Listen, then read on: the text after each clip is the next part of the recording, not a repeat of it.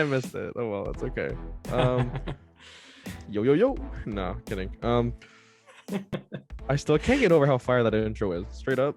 I was listening to it this morning. Damn. We have an intro now, damn. and you still start everything with yo. Yo. It's tradition. But trade deadline's coming up. That's exciting. Oh yeah. By the time we're recording this on Thursday, March 17th, 2022 at 5 p.m. Eastern Standard Time, Earth, Solar System, Milky Way, Galaxy, Universe. Okay, you're good. And then this episode, because of the way we've staggered all of our releases over the next few days, this one will be coming out on Sunday, March 20th? I think it's the 20th. Tomorrow's the 18th. Yeah, 20th. Yeah. Mm-hmm. Yep. Which is the day before the actual trade deadline, which is on the 21st at noon, I believe. I think is it at trade noon? Deadline's usually at 3. So usually at 3. Sorry, I'm reading PST or whatever. It'll be at 3 p.m. EST. Earth, Solar System. Yeah, we get it. Yeah. Milky Way time, whatever, man. Fuck. Listen, man, I'm fucking tired. It's been a long day. But also, we have trades to talk about. We have a few fucking trades to talk about today. But before all that, I just want to say Peter Holland retired. Yeah. So sad. My friend's dad was actually his agent for a while, which is kind of funny. So I've heard some stories about Peter Holland.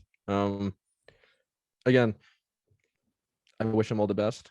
I don't really hit a short stint with the Leafs when they were bad. Seemed like a good enough dude. I don't know him personally, and frankly, I don't really remember much about him other than he was acquired when like literally every single center we had was hurt. I think Kadri was hurt. Yes. Zach. Yeah. So like, and I think that was the time when like Jay McClement, when they were basically, like I think Jared Smithson was someone who was like on their second line. So like, anyways, he's kind of another good example of some of the kind of memorable faces from when the Leafs were an absolute tire fire. But I don't know, blast from the past. The fact he's been in hockey up until now is pretty incredible, if I'm being honest with you. Again, not a knock against Peter Holland, but like I don't think I'm wrong when I say he's not one of the more skilled hockey players in the league at this point in time, which is fine. I'm not either. A lot of people aren't. Like, it's just like to be a pro athlete, like you're literally in like the 1%, which is a whole nother thing. But anyways, good luck to Peter Holland. That's all I really have to say about that. Yeah, I remember when he first got traded here. I was like, who is this guy? And then in a few games that I watched him, I'm like, ooh, cool guy. And then he just kind of like faded away. And then the Mike Babcock era came, and then he just kind of got traded away. And then he just like vanished from the face of the hockey world. And I was reading his Twitter press release because he was saying like, I've decided to step away from the game of hockey. There's no press conference banner raising or puck drop at center ice when you're a bubble guy. It's kind of sad reading that. But it's like, hey man, if you ever hear this podcast, just know that I appreciate you. Okay. I love you. I do too. And he said he's going to step away from the world of hockey now. And he also mentioned in his thread that he actually kind of lost his love for, or his passion for hockey as soon as he was traded away from the Toronto Maple Leafs. Which is understandable. Which it's understandable. And it goes to show you the impact that the Toronto Maple Leafs have on the world of hockey. Like so many players come from Southern Ontario. And the fact that a handful of them get to wear the blue and white for their career is just absolutely memorable, and it's so special. And even if you don't win a cup, if you don't go to the playoffs or whatever, that you can die in peace knowing that you worked and you were a member of the Toronto Maple Leafs at one point in your life. No, exactly right. And like he's so I'm looking at it now. He's from Caledon. And I'm so surprised because he's only 31 years old. I thought he was way older than that. Oh my goodness.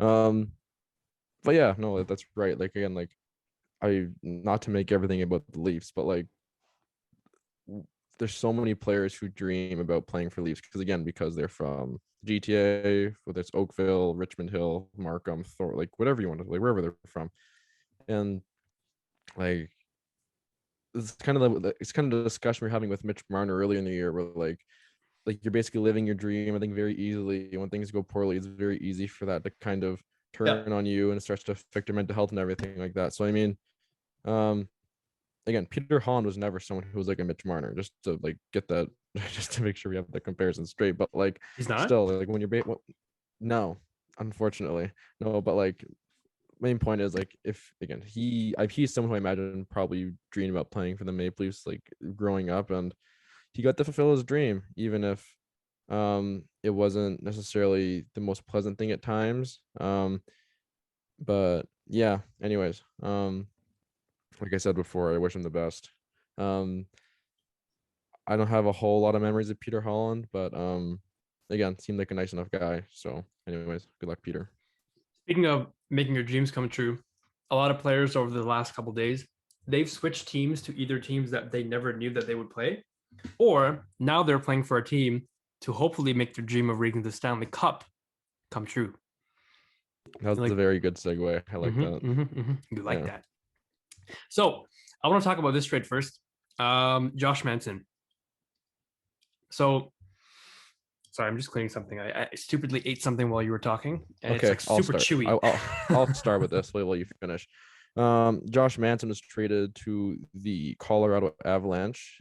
He and his 50, sorry, so Josh Manson with 50% salary retained was traded to the Colorado Avalanche in exchange for Drew Helleson and a 2023 second round pick. Wow. Mhm. Like, let Which me is just funny. start off by saying, Hold on. Can I context? So by the time this episode comes up, people will have heard the fact that you wanted Josh Manson to come to the Toronto Maple Leafs, and then they'll know that didn't that happen. I was wrong. Yeah. So I want you to sit in your shit right now. Yeah. I think the worst I think the worst part about that take is I fully knew going in that Josh Manson was fully reluctant to waive his no trade clause to come to Toronto, which did come out after as well. So he didn't want to play in Toronto, which is fine. It's kind of interesting. I think his father, Dave Manson, actually did, which is kind of funny. So what could have been, but anyways, man, like what a deal for the Avalanche. Holy moly. Like I think if there's one thing I said, it's one thing I almost said earlier, as I said, the 1 week part of the Colorado Avalanche right now is like their forward depth, and like maybe if they get another defenseman, they're fine. Well, like this is their last defenseman they need. Yep. It's like holy cow. Like off the top of my head, Makar, Girard, Eric Johnson, You want me Josh to Manson. you want me to walk you through their defense core right now? Sure. Why don't you do that? Because I don't have it in front of me. So I'm looking at the morningpuck.com. This is the projected pairings after the Josh Manson trade. So first pair, you got Makar and Taze. Phenomenal. Yeah. You got Josh Manson and Ryan Murray. And then third pair, you got Eric Johnson and Jack Johnson, the Johnson and Johnson brothers. They're not brothers. Did you say Samuel Girard in there? I did not. I think he's not playing right now. Is he? I think he might be injured. No. Interesting. I don't know. I don't really know, but that's Girard and Johnson. Like, or yeah, Sam Girard's one guy I know, like off the top of my head, who's like very not bad. Like he's not great. He's not elite, but he's also a pretty good defenseman. I don't know, puck moving defenseman, not horrible. But still, that's crazy. Oh my god. Yep. So Colorado continues to get more and more stacked as we talk, and the rumors are they're not done yet. I don't know what the hell they're gonna do. Like, just go ahead and win the cup already. Like, just fuck off. You're making it difficult for the rest of us. Well, I'll be curious to see what happens, because the reason I say that is Gabe Landeskog, I think, had knee surgery or leg surgery, something like that. He had some sort of surgery. He's going to be out for a good chunk of the season. So now, assuming they put him on LTIR, which I assume they will, because I think at this point in time they don't really need him. But it also sounds like his injury is actually relatively severe. Again, one name that we've heard the Avalanche linked to was Claude Giroux, who is making about, I think, $8 million on the against the cap. So again, assuming Philadelphia is able to retain some of that salary, they now have a lot of cap space to potentially go after Claude Giroux. However, one thing I think needs to be noted is the Avalanche don't have their first, they don't have their second, and they don't have their fourth. So I'll leave them with their third, their fifth, their sixth, and seventh for this year. Mm-hmm. They don't have their second next year either. So they only have In the next 2 years, you only have 1, 2, 3, 4, 5, 6, 7, 8, 9 out of 14 picks, which isn't awful, but at the same time, I think it's a good chance that there's going to be even fewer at the end of the trade deadline. So they are fully in win now mode. They are fully dedicated to trading away the future further now, which makes sense. But you're right, they're not done, and it's scary to think of what this team's going to look like after the trade deadline. On the brief topic of Claude Giroux, he is playing in his 1000th game tonight against the Nashville Predators. Yeah. So there's a good chance, again, by the time this comes up, Claude Giroux will be traded. I've heard that it could be the Florida Panthers more and more now. They look to be in the front running. We'll get into more conversation about the Florida Panthers in just a bit. Anyway, Josh Manson currently, so this man is 6'3", 218 pounds. He is 30 years old. His career, this guy was always on Anaheim. So I always confuse Josh Manson with someone else who went to Buffalo. Do you remember? Another defenseman. Did he play for? Brandon Montour. Brandon Montour. Yeah. I always mix the two up for some reason. I don't know why. Because I think it's the Leafs have always been linked in trade rumors to one or both of them for like 5 years now. Yeah. And so I'm always like, one of these two defensemen. We never got them. We never will. It's just one of those things. Unfortunately. Yeah. This guy, he this season on Anaheim, 45 games played, 9 points, 4 goals, 5 assists. So yeah, he's gonna bolster their blue line. I don't think he's going to play anything flashy like Cale Makar style hockey, but that's okay because they don't need that anymore. This is just going to make them even more tougher to play against because this guy is a tough SOB. Right? Yeah, no, exactly. And he plays the right side, which is, again, very valuable. And the fact they were able to get him for as little as they did is pretty incredible. Now, maybe that's because the Ducks had almost no leverage with, not leverage, but basically no leverage. He had 1 year left on his contract. I don't think they were going to re-sign him. He had a modified. He had a no trade, so he could fully decide where he wanted to go. Didn't want to go to the Leafs. So be curious to know where that was interested in him. That and whether or not he would have waived his no trade. But, yeah, I mean, good for the Avs. I like the fit a lot. Because again, if you look at the Avs defense core, they don't have that a whole lot. They don't have. It's like the Leafs actually, kind of. Like, I'm not saying that like they're not as good, but if you look at the players they have on their defense core, they're very fast, very puck moving defensemen, as opposed to like, I'm gonna knock your head off with my stick, or like I'm gonna crush you into the boards every time you step over the board. So be ready. As soon as I'm out there, like, you're going to feel pain. The Avalanche didn't really have that. Outside of maybe Eric Johnson, but even Eric Johnson, when you look at Eric Johnson, you don't go, "Oh my God, so scary!" Like, and that's the reason why we're talking about you were talking about Giordano Chara last week. Yeah. Manson provides that and then some. So way more than Chara. no, for sure. But like, he's also younger, moves faster. But I just think in terms of the same style of play, that's all. Yep. In return, Anaheim gets exactly what they're looking for as well, right? Like, you hope to get, if you can get any return on your pending free agents in the summer, that's a win. The Leafs have made so many players, not made so many players. They've let so many players just walk away into free agency, haven't got anything in return. Like, I can go on and on. The list is so huge over the last 5-10 years. Tyler Bozak, JVR, just a couple of them. And so the fact that they got someone back in the prospect, that's good. So win for the Anaheim Ducks as well. Works out for both sides. I also just don't get why the Ducks wouldn't want to re-sign him. He's only 30 years old. He's right shot defenseman. Like, again, I'm sure they have their reasons, and maybe it's just simple as they want to get assets back for him. Fine, but I don't know, man. Like, anyways, it's not really a question for now. But it could be one of those things where they're confident they might be able to be in the running once Josh Manson becomes a free agent. Maybe that's not a bad theory. I don't know. Again, I have no idea. The Ducks currently have the third highest amount in cap space behind the Red Wings and the Sabres. So it sounds like they'll have options. Yep. Yeah. So other context here. This move was made possible because, so first of all, Josh Manson, he came in at 50% retained, so just over $2 million for the Colorado Avalanche. But this was made possible because the Avs also traded away Tyson Jost or Yost. I don't know how to pronounce his last name. Yes, Tyson Jost. Tyson Jost to the Minnesota Wild, in exchange for Nico Sturm. So Tyson Jost made $2 million. That's how this trade was possible. Yeah, and again, just to quickly touch on the Tyson Jost trade. There's not a whole lot to say here. Basically, Tyson Jost I think he was drafted pretty high. I'm not 100% sure where he was drafted. He was a 10th overall, first round of the 2016 NHL entry draft. So he was a very he was a high draft pick. He didn't really pan out, which is fine. It happens. It feels like it's one of the rare draft misses by the Colorado Avalanche, which is rare. So I mean, look, Minnesota wants someone with offensive potential, which Tyson Jost has. He's making $2 million, which again isn't a whole lot.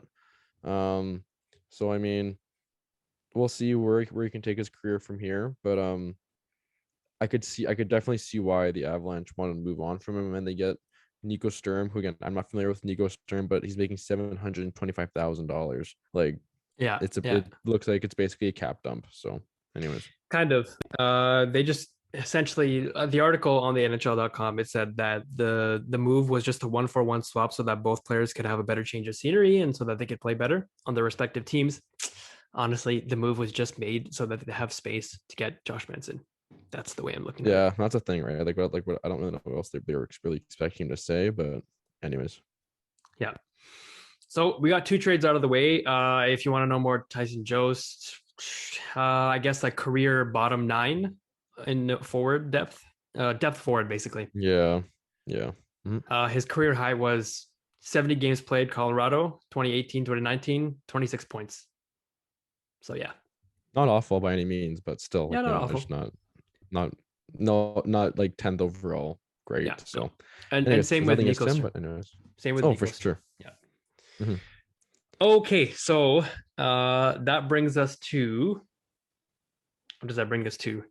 Guess which trade I'm going to. Vatrano. Yes, Frank Vatrano. Yes. All right, I want to quickly. Right now. I want to talk about this first. I always remembered, maybe it's because I played fantasy a lot back a couple of years ago, but Frank Vatrano was always a very nice waiver wire addition. Yeah. Like this guy would go on a couple streaks here and there. He was a nice pickup by the Florida Panthers. But did he always play for the Florida Panthers or Bruins? He was a Bruin. Yes, that's what it was. Mm-hmm.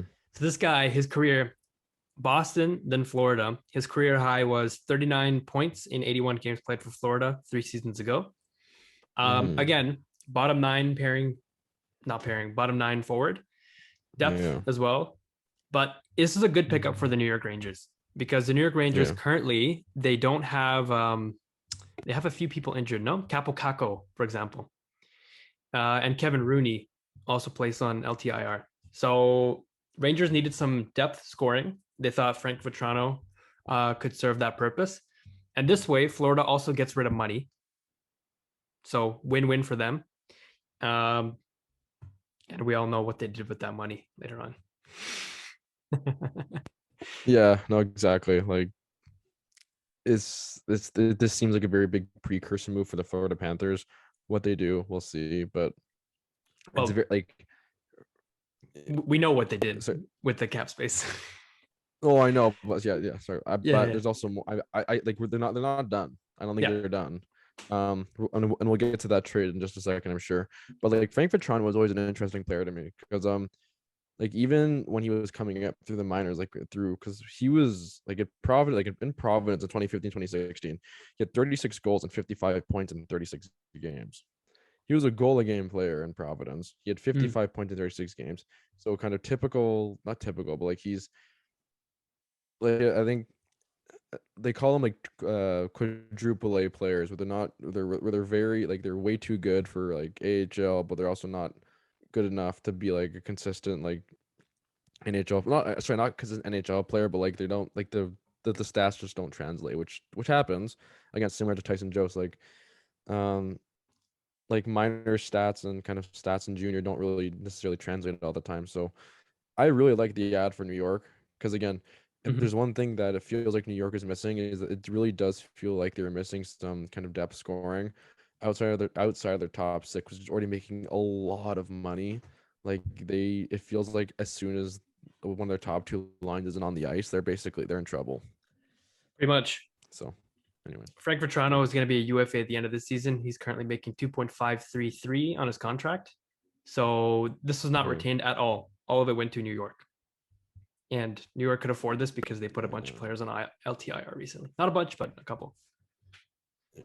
I'm not sure if you read the conditions on the Florida pick, because the Panthers got a 4th round pick back. It's conditional, and the condition is at the time of the trade, the Rangers own their own 4th round pick, and Winnipeg's 4th round pick. The pick transferred will be the lower of the two. So basically, yes. So the Panthers basically get the more valuable 4th round pick. So pretty much. Well, that became history because right after this trade, just I think a couple hours later, the big blockbuster happened. And I don't want to call this a blockbuster because honestly, I didn't like it at all. It's a blockbuster. Like, because it's a blockbuster. Okay.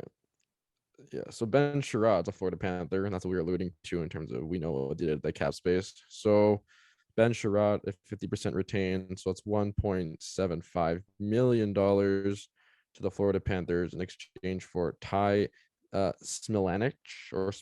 Sorry if I butchered the name.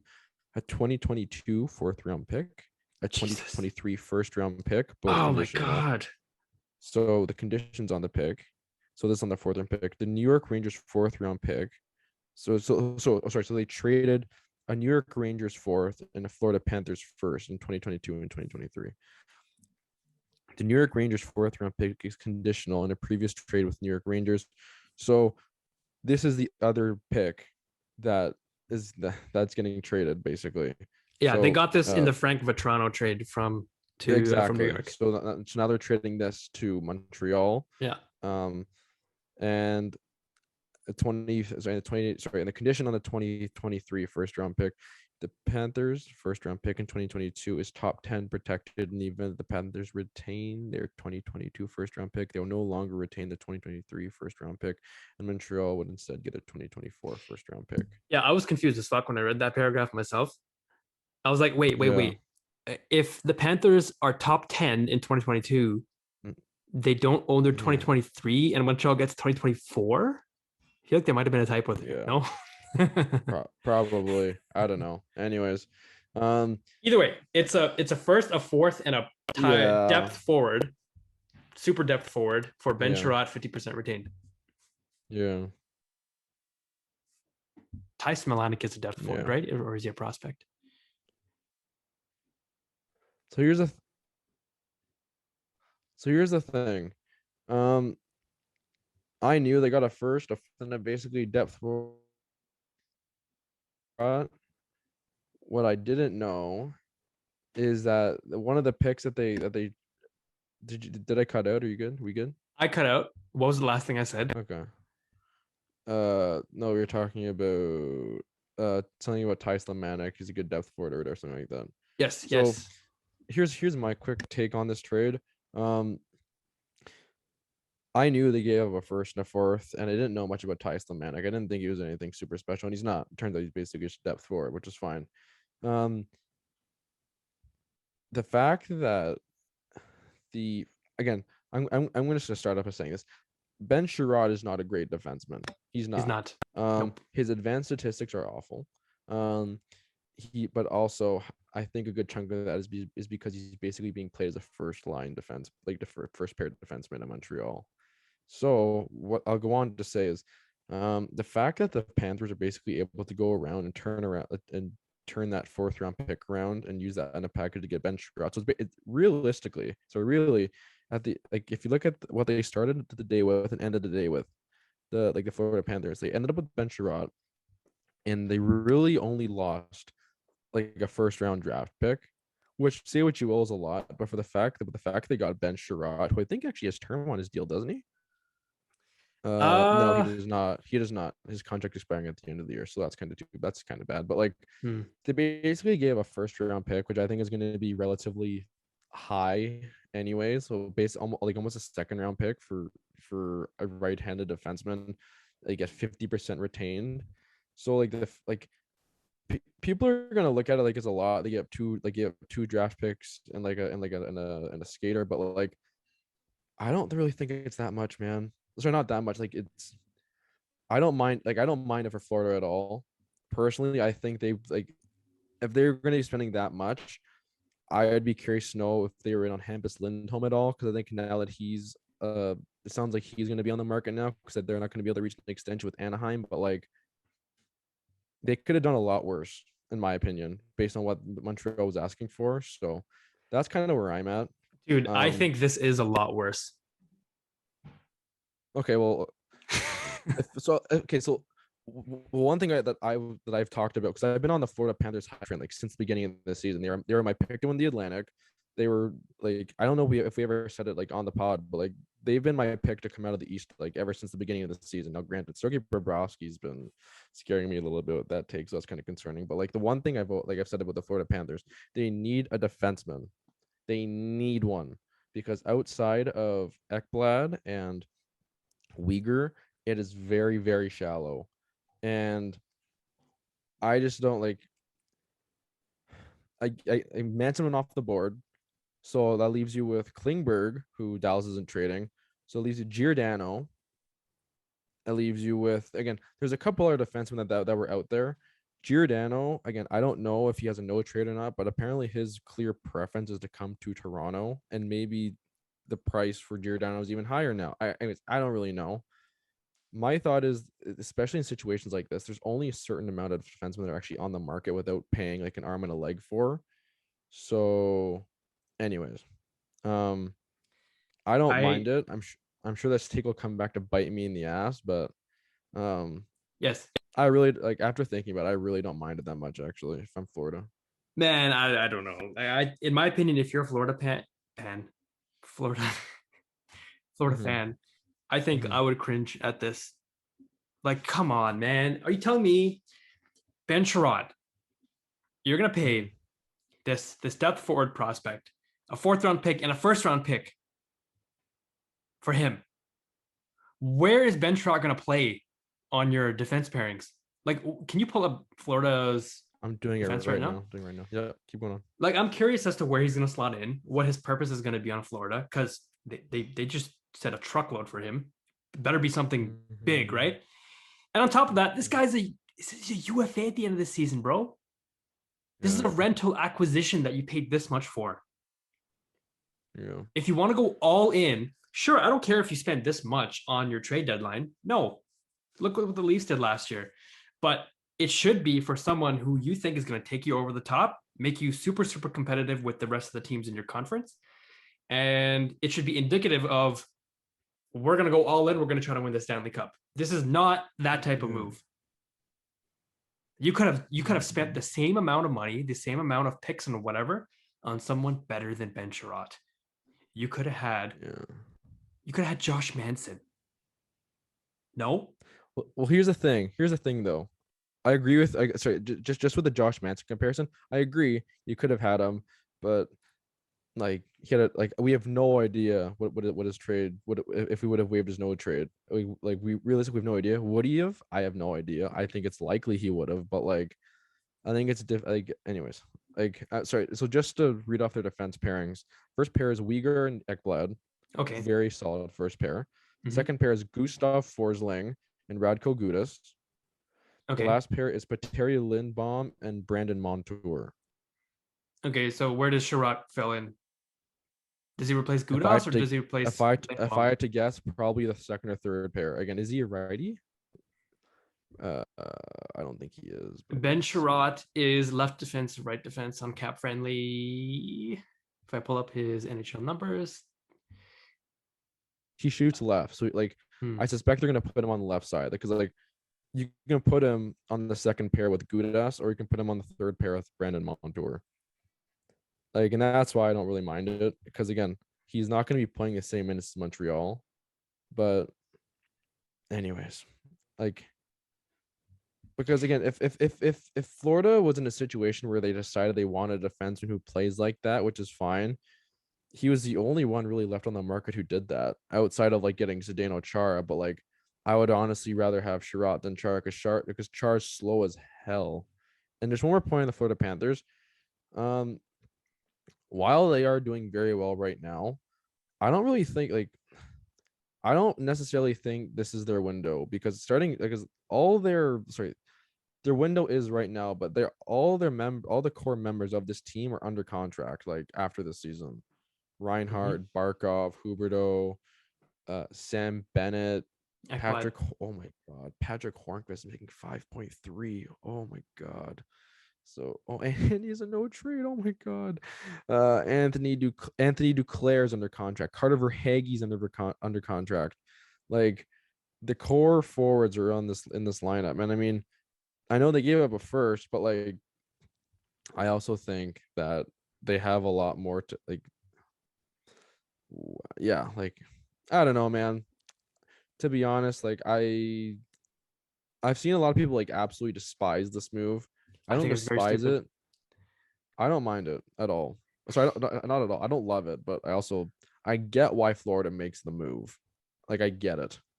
I'm a Leafs fan, so I'm ecstatic. Yeah. Okay. I am I'll preface it by saying that I'm very happy the Leafs didn't get him. So maybe yes. that's just a lot. But like, Okay, anyways. okay. Imagine if the Leafs made this exact same trade. They gave up a depth forward prospect and they gave a Mhm. fourth and a first for Ben Chiarot, half retained. What would your first reaction have been? Okay, What's the hold first on, word? hold What's on, the hold on, first hold on. word that would Okay, have left your I would have mouth? been upset. I'll be honest. Fuck! I'd be upset. I would be upset. What I will say though, the one thing I will preface up by saying is the Leafs are in a way different situation than the Florida Panthers. The Leafs have been flamed out the last they flamed out in the first round every year since they got Austin Matthews. This is Florida. This is like what Florida's second time in the last little bit of making the playoffs. Like I mean, they lost to a very good Tampa team last year, but like, so maybe not that super different, but like, maybe that's I don't know. I guess now I'm in my own head now. Anyways, I'm looking at the defense that are available right now. Like this, and this is off of TSN's trade bait board. Hampus Lindholm, Jacob Chikrin, Mark Giordano, Jacob Middleton, Justin Braun, Colin Miller, John Klingberg, Shea Weber's contracts, not even Shea Weber, Nick Leddy, like they all like outside of like Jacob Middleton can play like a very physical style of defense. He's also not capable of playing as many minutes as Ben Chiarot. Jacob Chikrin is hurt. I doubt he's going to get traded. He's at like 4 to 6 weeks or something like that, which kind of sucks. But like, like if there's one guy I would think the Florida Panthers might want to relocate those assets to, it would have been Hampus Lindholm. Um, but like again, if they're seriously going after Claude Giroux, a lot of those assets that they would have spent on Hampus Lindholm are gonna be going to Philadelphia for Claude Giroux. So that's kind of where like I guess that's the other thing you have to be mindful of is the fact that like they're not done. So like how many assets are they actually like gonna trade come Monday? So I just quickly pulled up an article on Jacob Chikrin. This came out yesterday. Apparently there's still a strong chance that Chikrin is traded before the deadline, according to Darren Dreger from TSN. And Interesting. his injury is not as serious as originally feared. So he was Okay. initially expected to miss 2 to 4 weeks, but he could be Okay. back on the ice as soon as later this week, apparently. Okay. Okay. Good to know. So I think he still gets yeah, traded. I hope he does. To the blue and white. I want Jacob Chicken so badly. Oh my god. Anyway, so Chiarot, that trade happened. I don't like it at all. I don't care. Yeah. Like, I'm a Leafs fan, so I'm happy he can come here again. So that Yeah. leaves the market open for other defensemen. The only Yeah. shitty thing is this is going to Drives skew up the everything. market. Yeah. Yep. Mm-hmm. Yeah. Like you're paying this much money, this much in asset for Ben Chiarot. What does that mean for every other defenseman available on the market right now? And there's one Mm-hmm. defenseman who the Leafs might be lucky at this point in time because a report I read earlier today said that he prefers to come to Toronto. Do you know who this player is? Mark Giordano. Yes. This is the only way now I feel like the Leafs could get a defenseman without paying an astronomical price. I agree. Well, like here's the thing, right? Okay, so I do agree with that because again, looking at the Seattle Kraken's cap friendly page right now, Mark Giordano has a no trade clause. He's gonna dictate where he goes. So if he says I want to go to Toronto, and he says I'm not gonna waive my no trade clause unless it's to go to Toronto, the Kraken are fucked. Like unless they're comfortable with him walking for nothing, which maybe they are because I don't really know how much value Mark Giordano has, anyways. Um, but like other than like yeah, looking at the other guys on that like on the market, the guys that just listed, Hampus Lindholm, Jacob Chikrin. I don't think this affects Chikrin as much because again, I think Chikrin was going to get what like this doesn't really affect Chikrin because he had term left on his contract anyway. It was going to be whatever they're going to get from was going to be what they're going to get from the very start. But like Lindholm maybe like probably, but yeah, man, like fuck. Chiarot really had to go. The Habs really had to go fuck up everything for everyone else. Right. My God. Yeah. Speaking of the Habs, one last time today, I do want to mention that they have 1, 2, 3, 4, 5, 6, 7, 8, 9, 10, 11, 12, 13 picks currently in this draft. Holy shit. I did not know that. That's crazy. Oh my God. Are you joking? No They got way. 2 firsts, 1 second, 3 thirds, 3 fourths, a fifth, 6, and 2 sevenths. Jeff Gordon, man. Oh my God. Jeff Gordon is unbelievable. And they might have 2 firsts again next year because of the Chiarot trade.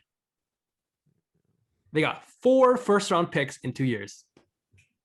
You want to play it? Want to play a funny game? What's a funny game? Guess how many draft picks the Arizona Coyotes have in the first 2 rounds of this draft? Oh, I know it's a lot as well. Yeah. 7. 8. It's 8. Holy shit. What's the breakdown? They have 3 firsts and 5 seconds. Oh my God. So to put it into perspective, so the first round of the draft, the first 2 rounds of the draft are what 32 teams now, so that's 64 picks. The Arizona Coyotes are 8% of that.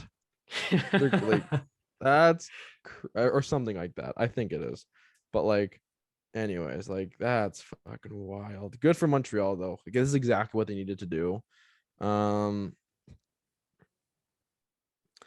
And it's 12.5%. Sorry, not 8%. I don't know where I got that from. 12.5%. That's even worse.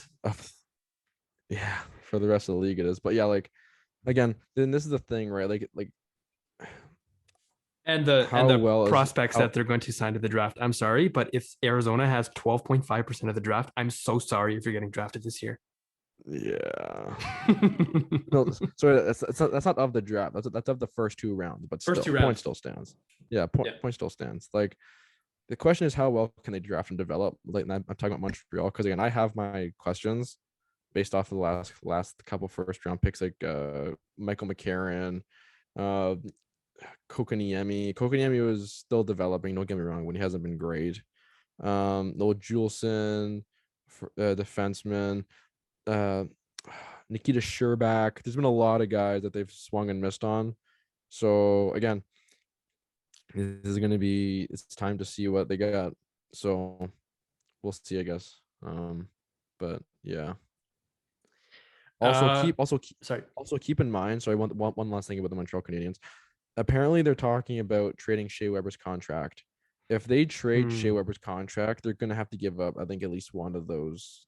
Like they're gonna have to give up some draft pick compensation to get rid of it, just because of how heavy the contract actually is. So, anyways, just something else to keep your eye on.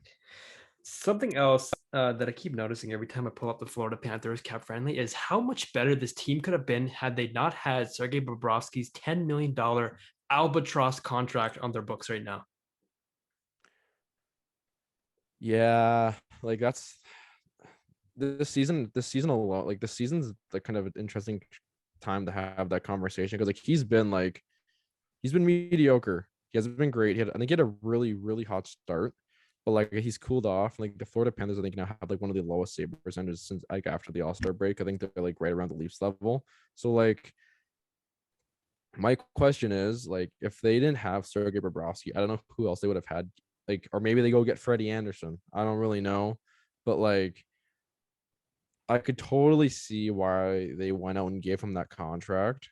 Given I think that year that he signed, I think he was absolutely lights out for Columbus. But like this is kind of where I'm kind of getting at with goalies nowadays. Like goaltending is so hard to evaluate that like I think with care, I think if you just look at the last two massive goaltending contracts that are handed out, and like outside of Vasilevsky and like Price and Bobrovsky, I think we're really going to see a decline in how much money goalies are paid, just because like it's really tough to evaluate how good goaltending is and like and be able to project it going forward, because like they've both fought. Like Price is a whole other story. He's just been hurt, but like Bobrovsky especially has been basically just fallen off a cliff Yeah.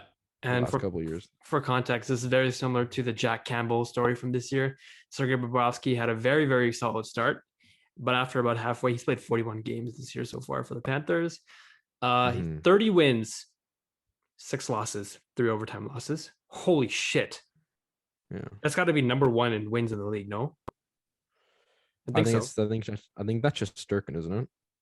True, true. I'll double Oh, check it's just now. Vasilevsky. It's Vasilevsky, Anderson, Bobrovsky. Bobrovsky has a 917 save percentage and 2.57 GAA. So, yeah, I mean, again, if the Florida Panthers did not have, if they had a goaltender similar to Bobrovsky at like half the price, which is very, very realistic in today's market, they could have had $5 million more to blow in more bench shots, but also to possibly be the most unbelievable team in the league this year alongside the Colorado Avalanche. Well, like my question is, who do you go out and go sign? Because like this is the exact conversation we had with the Leafs. No one's freaking available, man.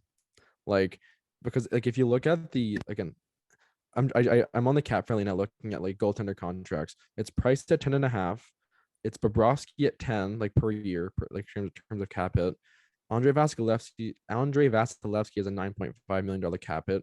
And then Fleury's at 7, John Gibson's at 6.4. Like, and then you have Gibson, Murray, Hellebuck, Bennington, all around 6 million. So like, and like they've never really been available outside of maybe John Gibson if the Ducks decide they want to tear it down. But like the Ducks have never said like we're open for business trading. Like I think outside of Jacob Markstrom, who is a free agent and like Calgary stole from everyone because that contract is ridiculous. He's making $6 million for like I think the next couple of years. But like, man, goaltending more and more is feeling like a position where if you don't draft, like you're like if you don't draft for that position, you're screwed, because it's becoming more and more difficult to actually go out Pretty and get a much. goalie who is, because if you have a goalie, you're not trading him. Like because again, like Frederick Anderson was a good goalie, but he blossomed into like a very good goalie when he got to Toronto. Mm-hmm. And then they let him walk because he wasn't that, because then goaltending's voodoo. So anyways, Yeah, pretty like much. I'm really glad on one hand that the Leafs actually have a couple goalie prospects in the system now. Who did they sign this last draft or a couple drafts ago? I think it was Artur Akhtyamov, no idea. and No he is their up and coming goalie prospect. But right now they actually got another prospect. I'm gonna slide in here while we're talking about Leafs goalies. I went to the Dallas game Oh, a yeah. couple nights ago. Also, I'm gonna say Ian Scott's like supposed to be very, very good. He just can't stay healthy, which Yes, makes me very sad because I love Ian Scott. But oh, but God, at this point in time, yeah. we got Eric the "You Shall Not Pass" grin. Okay. No, I saw that coming. No. Hey man, look. But You come in, you make a 35 save shutout against the Dallas Stars, who are yeah, charging up the standings to make the playoffs. okay. What a breath of fresh air for the Toronto Maple Leafs. I to be clear, I have nothing against Eric Shelgren. I think he's played very well, very well. I here's the thing: people are calling him Colgren because of the K. Even though it's Shalgren. it's an S sound. It's similar to Oliver Shillington of the Calgary Flames. So like he's been great, man. And again, this is something I was talking about with my dad earlier, but like we've seen Freddie succeed in the system at times. We've seen Jack succeed for majority of his time with the Leafs under Sheldon Keefe, and now So Peter Mrazek has struggled a bit, which is fine. And then we have Källgren. Okay, I'm trying to be nice here, but like 3 of the last 4 goalies you've had here have like very like exceeded expectations. I'm genuinely curious to know like if the Leafs, again, people like to harp on how bad the Leafs defense is, but like I'm genuinely curious if this defense and just like the stuff they give up, if it's easy for goalies to kind of, I don't say settle in, because we've seen Peter Mrazek what he's capable of, but like I don't think it's coincidence at all. And Joseph Wall, same thing.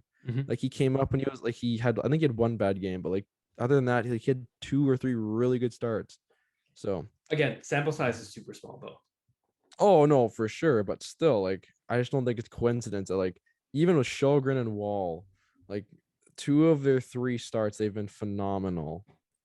Like more like we've seen goalies come up from the AHL, they get absolutely lit up like a Christmas tree. And neither of them have been yet, knock on wood, or Wall might have been for 1 game. I can't remember. So I'm trying to be optimistic about the goaltending situation in Toronto with the prospects they have, but because I don't think they're gonna go out and go get another goalie.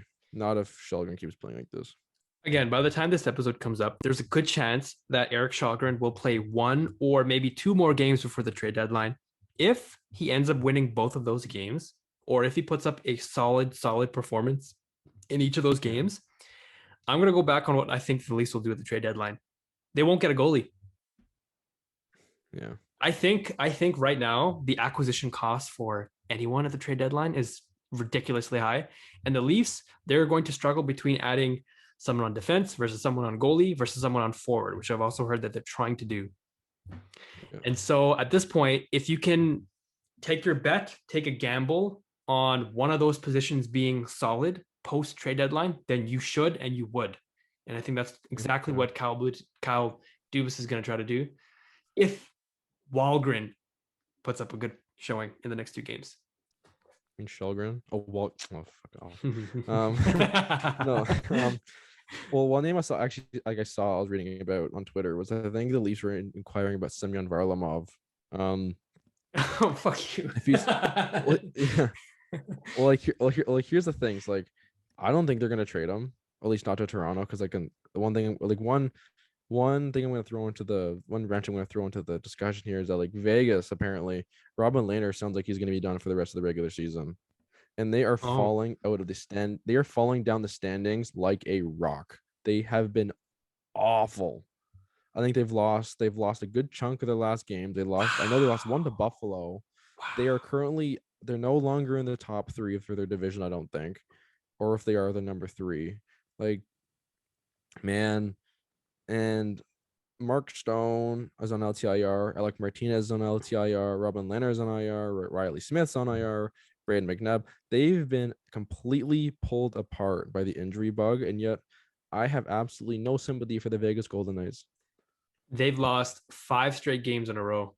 Why have I not heard of this recently? Like I just not paid attention to Vegas at all. Wow, they're in the second wildcard spot right now. Well, the big thing is they lost to Buffalo.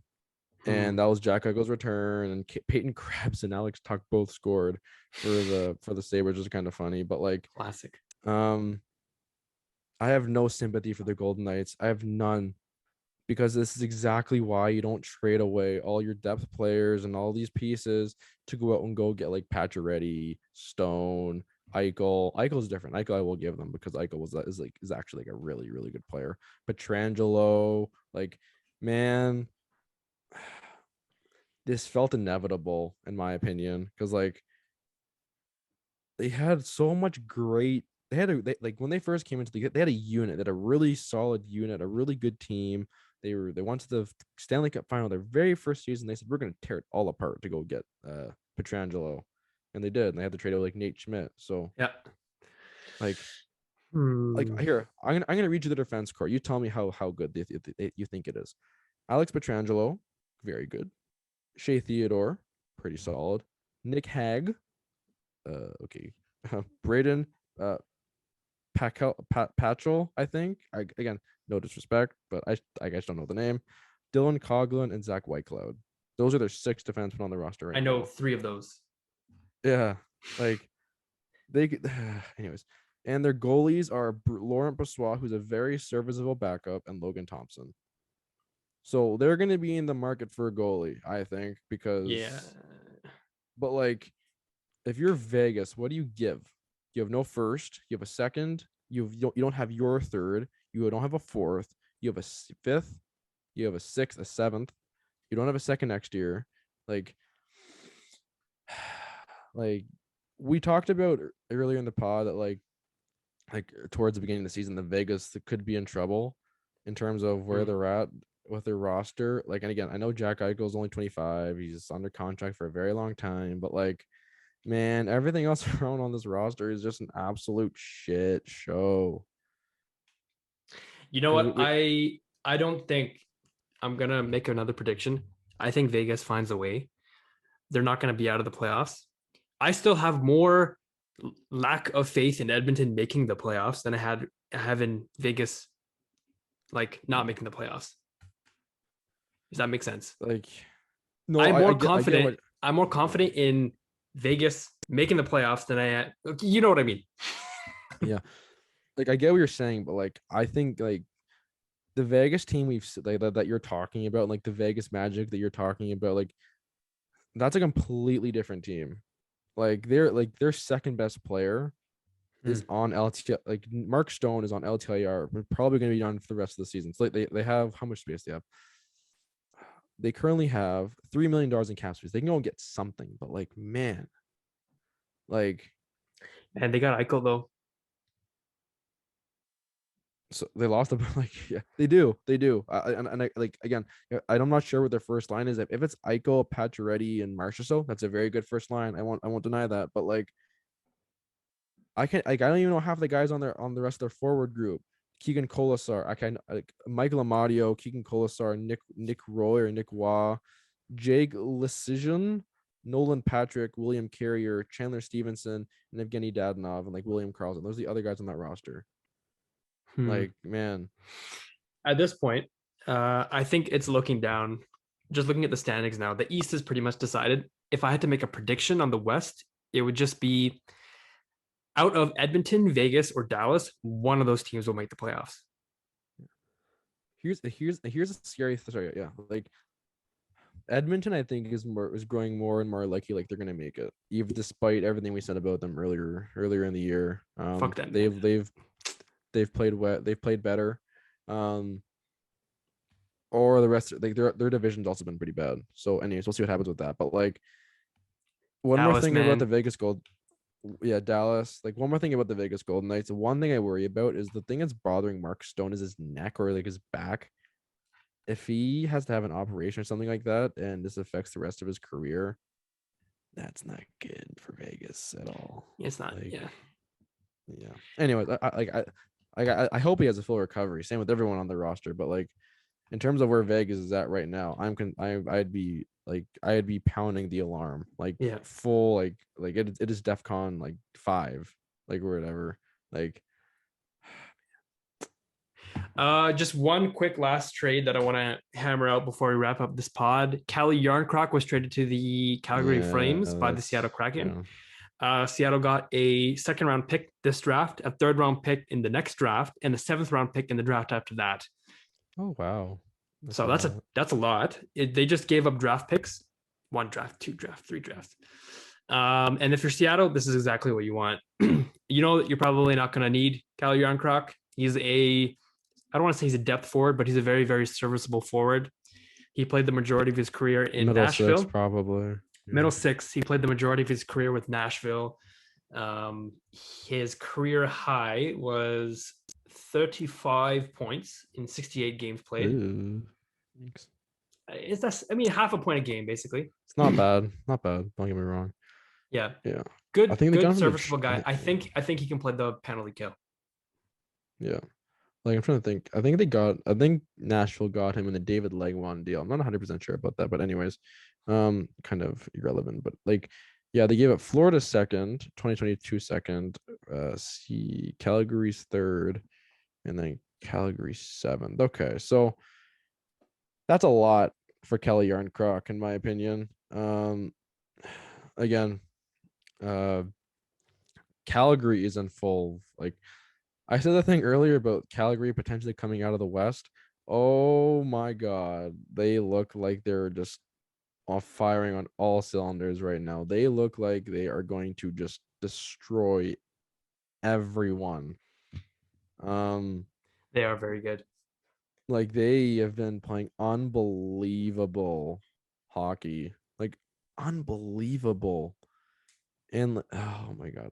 Like I don't know how much more they do at the deadline. I don't think it's gonna be that much because I don't know. I genuinely do not know what else they could possibly address outside of their defense. And they also currently only have $570,000 in cap space. So we will see. But like, man, their top 9 is as good as like any in the league right now. Like, holy moly. Also to be noted, Calgary only has 3 picks this draft, a second, a fifth, and a seventh. So they're also going all the way in. Yeah. Anyway, so I think it's a good place to wrap up there. A part of me, since we weren't able to record on Tuesday this week, I wonder if we should probably record one more before the trade deadline. I feel like if this is the last episode before trade deadline, we'll have way too much to talk about post trade deadline. I mean, my school's going on strike, so I got nothing to do now. So like, yeah, I'm around. It's really up to you, my brother. But yeah, we'll figure it out. But yeah, for anyone listening, it's an exciting time to be alive. Enjoy the finally warm weather. The Jays got Matt Chapman. I'm so excited. Oh my God. Oh. They might get Jose Ramirez. And you know what Vladdy said? It's gonna be a movie or whatever. He said last year was the trailer. This year is gonna be the movie. Ooh, that's fucking cool. And according to this, the MLB has the Jays ranked number 2 on their power rankings. Let's go. Only behind the Dodgers. Let's go. Oh, sorry, Jim Bowden does. My boy Jim Bowden. Yeah. Anyways, thanks again for listening. Again, make sure you follow all their socials: Instagram, Twitter, TikTok, and make sure you follow our Spotify, Google Podcasts, and Apple Podcasts. And we will see you whenever we see you. I don't know when that is yet because we're gonna whenever we record next. So peace. Yeah.